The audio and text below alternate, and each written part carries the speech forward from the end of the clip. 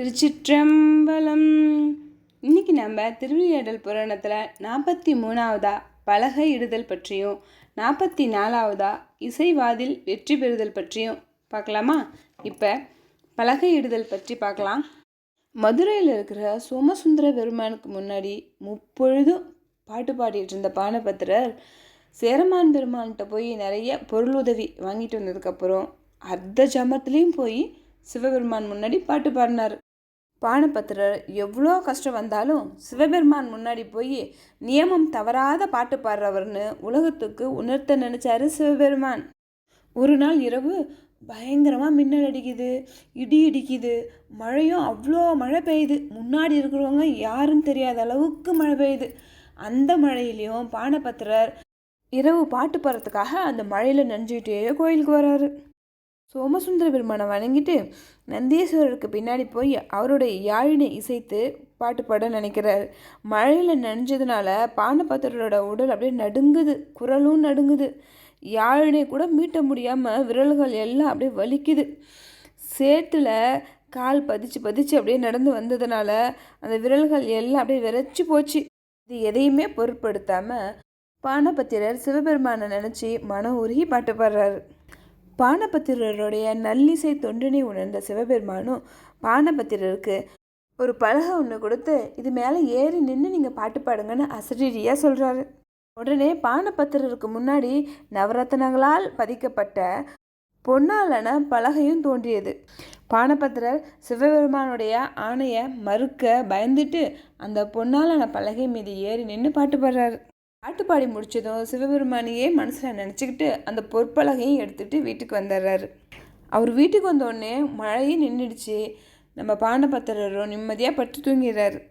மறுநாள் காலையில் விடிஞ்சதுமே சொக்கநாத பெருமான் அருட்கொடையாக நவரத்னங்கள் பதித்த பொற்பலகை ஒன்று பானபத்திரருக்கு கொடுத்தாருன்ற செய்தி வரகுண பாண்டிய மன்னனுக்கு தெரிய வரவே அவர் ரொம்ப சந்தோஷப்பட்டு பானபத்திரரை அழைச்சிட்டு வர சொல்லி அந்த பொற்பலகை மீது அவர் உட்கார வச்சு மதுரை நாயகர் இவரேன்னு மனசில் நினச்சிக்கிட்டு ஏராளமான பொண்ணும் பொருளும் நஞ்சை நிலங்களும் பரிசாக கொடுத்து சந்தோஷப்படுறாரு. இப்படி மன்னன் கொடுத்த பரிசு பொருளெல்லாம் ஏற்றுக்கிட்ட பானபத்திரரும் நியமப்படி தினம் கோயிலுக்கு போய் 4 ஜாமங்களிலையும் சொக்கநாத பெருமானை போற்றி நல்லிசை பாடி அவரை வணங்கிட்டு வந்துட்டுருக்காரு. கொஞ்ச நாளைக்கு அப்புறம் வரகுண பாண்டியனுடைய பையனான ராஜராஜ பாண்டியனுக்கு ஆட்சி பொறுப்பை கொடுத்துட்டு அவரும் கடைசியாக சிவபெருமானுடைய திருவடி நிழலை அடைஞ்சிட்டார். திருக்கயிலாயத்தில் வரகுண பாண்டியன் சாரூபியம் பெற்றார். இப்போ 44ஆவதா இசைவாதில் வெற்றி பெறுதல் பற்றி பார்க்கலாமா? வரகுண பாண்டியனுக்கு பின்னாடி அவருடைய புதல்வனான ராசராச பாண்டியன் ஆட்சி பொறுப்பை ஏற்று அவங்க தந்தையை விட சிறப்பாக நல்லாட்சி செஞ்சுட்டு வந்துட்டுருக்காரு.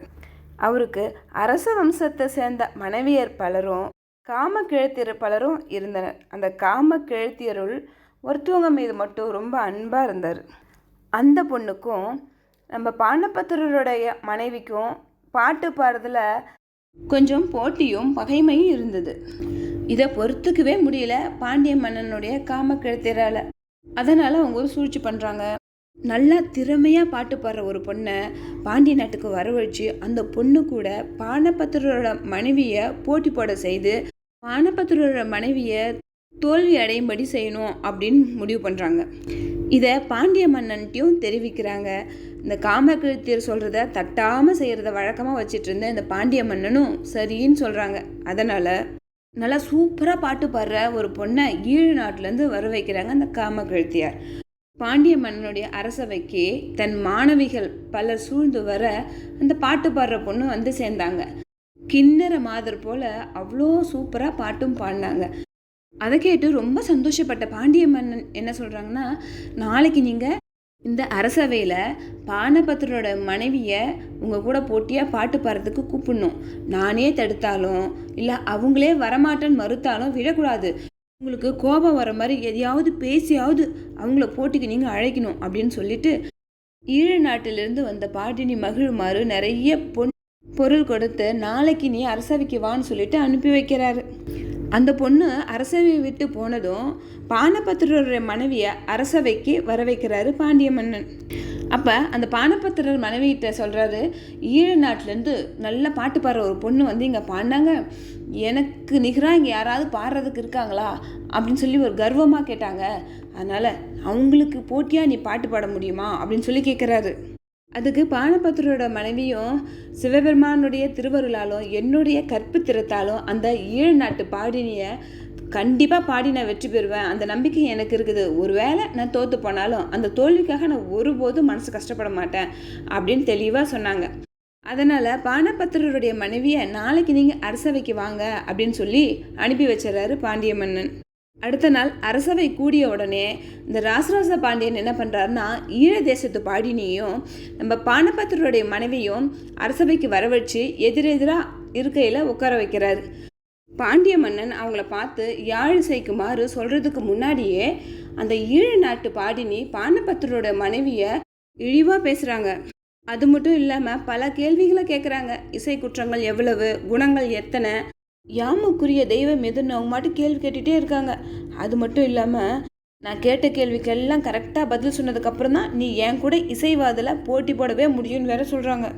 அதுக்கு பானபத்திரோட மனைவி கொஞ்சம் கூட மனசு கஷ்டப்படாமல், பெண்ணே, உன்னுடைய கல்வி பெருமையையும் வாதம் செய்திடும் ஊக்கத்தையும் பலர் காமுறும் பெண்ணல்ல செருக்கினையும் அவையோர்கள் தெரிஞ்சுக்கணுங்கிறதுக்காக இப்படி நீ வாய் திறந்து பேசிகிட்டு இருக்க பழகுது.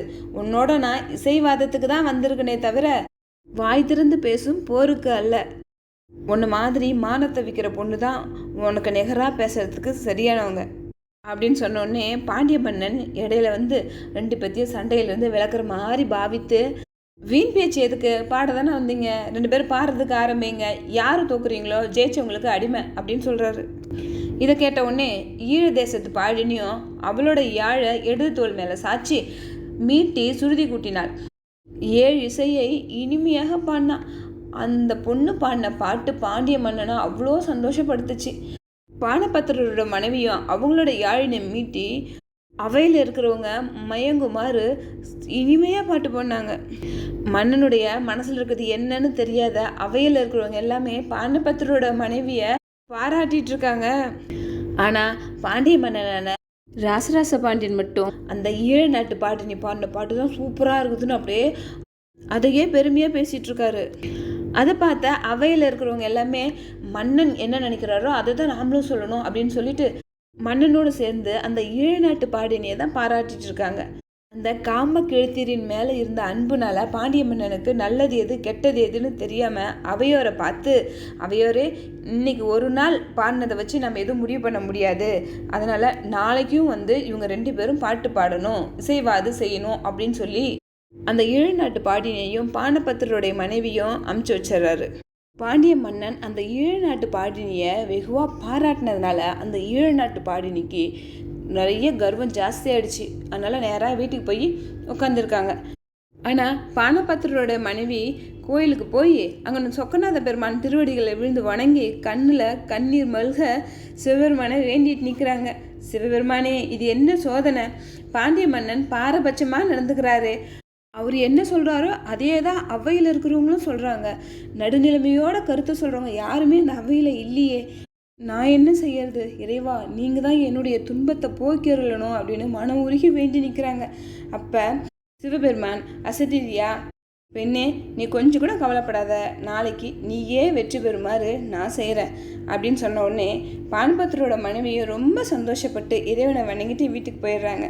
அடுத்த நாள் காலையில் அரசவைக்கு ஈழ நாட்டு பாடினியும் பானபத்திரோட மனைவியும் வந்து அரசர் முன்னாடி பாட்டு பாடுறாங்க. ஆனால் பாண்டிய மன்னன் அந்த ஈழ நாட்டு பாடினி பாடின பாட்டு தான் சிறப்பாக இருந்ததுன்னு சொல்கிறாரு. அவையோரும் அரசர் சொன்ன மாதிரியே சொன்ன உடனே பானபத்திரோட மனைவிக்கு ரொம்ப கஷ்டமாயிடுச்சு.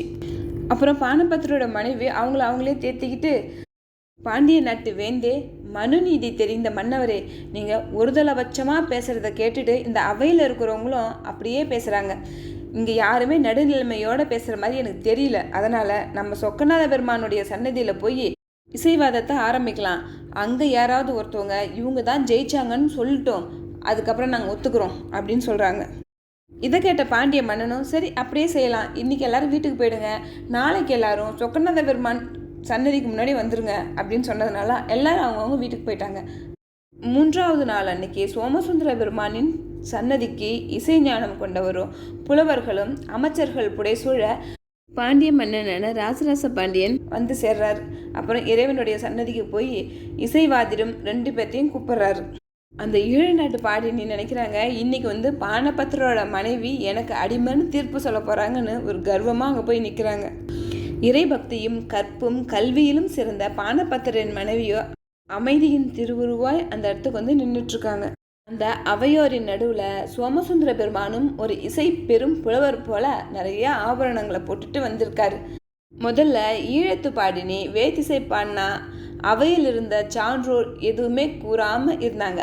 அடுத்தது பானபத்திரின் மனைவி பதுமாசனத்தமர்ந்து யாழினை மீட்டி இன்னிசை ஆராய்ந்து இனிமையோடு பாடினாங்க. சொக்கநாதருக்கு அர்ப்பணம் செய்து பெரும் தேவபாணி பாடினாங்க. பானபத்திரின் மனைவி பாடின இந்த பாட்டை கேட்டு அவையில் இருந்தவங்க எல்லாரும் அவ்வளோ சந்தோஷப்படுறாங்க. இந்த முறை பாண்டிய மன்னன் முன்னாடி சொன்ன மாதிரி ஈழ நாட்டு பாடினி தான் நல்லா பாடுறாங்கன்ற முடிவை சொல்ல முடியாமல் அப்படியே அமைதியாக இருக்காங்க. இறைவனின் கருணையினால் உலக்கொடுமை நீங்கிய பாண்டியன் 2 பேர்த்தோட இசையை சீர்தூக்கி ஆராய்ந்து நடுநிலை மனதோட பானபத்திரின் மனைவியை இசைவாதில் வெற்றி பெற்றாங்க அப்படின்ற தீர்ப்பையும் சொல்கிறாங்க. அரசன் சொன்னது தான் சரி அப்படின்னு அவையில் இருக்கவங்க எல்லாரும் வழிமொழிந்து சந்தோஷப்படுறாங்க. இசைப்புலவர்களில் ஒருவராக அமர்ந்திருந்த சோமசுந்தர பெருமானும் அற்புதம், இது அற்புதம் அப்படின்னு சொல்லிட்டு அப்படியே மறைஞ்சிடறாரு. இறைவன் மறைஞ்சதை பார்த்தா எல்லாருமே வியப்பில் ஆழ்ந்து போகிறாங்க. பயத்தால் பாண்டிய மன்னன் நடுங்குறாரு. இது சோமசுந்தர பெருமானின் திருவிளையாடல் தான்னு புரிஞ்சுக்கிட்டாரு. இறைவனின் திருவருளையும் பானபத்திர மனைவியின் பக்தி சிறப்பை எண்ணி எண்ணி சந்தோஷப்படுறாங்க. இசைவாதத்தில் வெற்றி பெற்ற பானபத்திரோட மனைவியை உளமாற பாராட்டிய பாண்டிய மன்னன் அவங்களுக்கு முத்தாரங்கள், பொற்கலன்கள், ஆடை ஆபரணங்கள் என எல்லாத்தையும் அள்ளி கொடுத்து சிறப்பிச்சாங்க. தன்னால் வரவழைக்கப்பட்ட அந்த ஈழ நாட்டு பாடினிக்கும் பரிசுகள் பலவற்றை கொடுத்து அவங்க தேசத்துக்கே அனுப்பி வச்சுட்டாங்க. அவையில் இருக்கிறவங்களோட சோமசுந்தர பெருமானுடைய சன்னதிக்கு போன பாண்டிய மன்னனும் இறைவனுக்கு அரிய பல ரத்தின ஆபரணங்களைய காணிக்கையாக வழங்கி சிறப்புகள் பல செய்து மனசார வணங்குறாங்க. அப்போ நினைக்கிறாங்க, தெய்வ வலிமை முன்பாக மன்னருடைய வலிமை நிற்கவே நிற்காது அப்படின்னு வியப்பாக பார்க்குறாங்க. அப்புறம் இறைவனை வலம் வந்த பாண்டிய மன்னன் மன நிம்மதியோட அரண்மனைக்கும் போகிறாங்க. சொக்கநாத பெருமானின் கருணையினால் சுகுணன் அப்படின்ற ஒரு மகனை பெற்று நல்லாட்சி புரிஞ்சிட்டு வர்றாரு ராசராச பாண்டியன். திருச்சிற்றம்பலம். இந்த வீடியோ உங்களுக்கு பிடிச்சிருந்தா லைக் பண்ணுங்கள், ஷேர் பண்ணுங்கள், மறக்காமல் இந்த சேனலை சப்ஸ்கிரைப் பண்ணுங்கள். இந்த வீடியோ பார்த்ததுக்கு ரொம்ப நன்றி.